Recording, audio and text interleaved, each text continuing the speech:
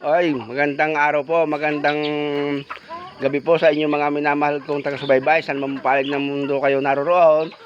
Kaya, happy farming po mga kasama. Ay, ako nga pala po ngayon, umagang ito ay nagpapatukan ng native na manok, mga aking magulang. Ay, alam nga po ninyo, din sa Kabukiran po, ang mga tao po rito, ang mga bahay po, may mga alaga po mga manok na native.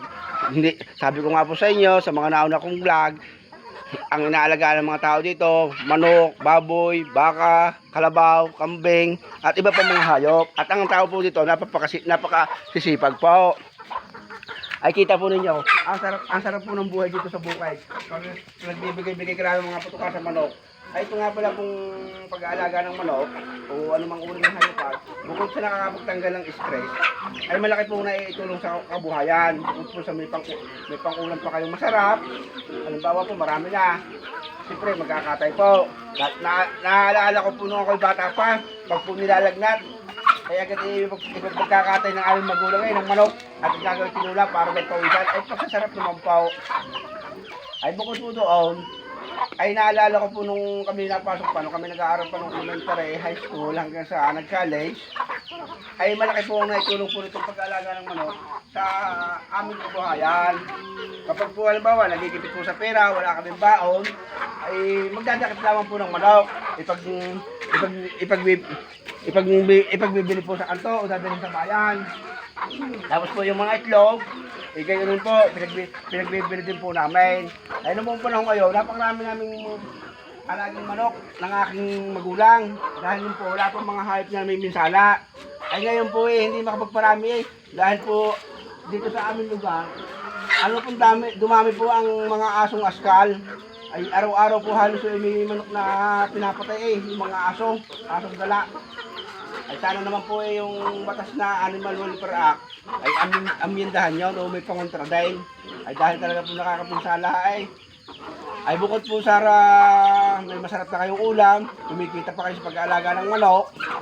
Ay kapag po may dumarating kami mga bisita ang taga-ibang lugar, halimbawa po yung mga nakatira sa city, sa Maynila, ay agad po ipagkatay doon po ng mga manok na Tagalog o native. Gawin daw pong tinula o adobo sa gata. Ay pagsasarap naman po nung adobo sa gata, ay kita po ninyo, bakit po yung aming manok. Kaya, ayan, ay ito nga pala po yung Hindi ba galula? Kaya, ay siya, sana po ako'y nakatulong sa mga inyaw at nawa po pagpalain po tayong lahat. At yung po mga nakatira sa Kabukiran, inihikayat ko po na mag-alaga din kayo ng native na manok. Bukod sa nakakatanggal ng stress ang pag-aalaga ng hayop, pag po dumami, may mga ng itlog, mayroon po kayong itlog na may ulam, may makakakarmit po kayo. At bukod po sa yung talagang mapaparami nyo, kahit pa paano, matadagdagan ang inyong source of income. Ay sige po. Ay po mag-iingat po. Yan, inyo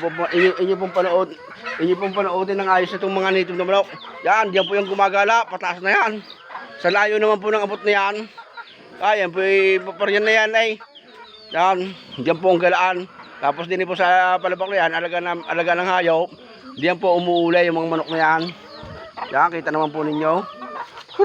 Kaya, sige po, bye bye po. Ingat po kayo, God bless po.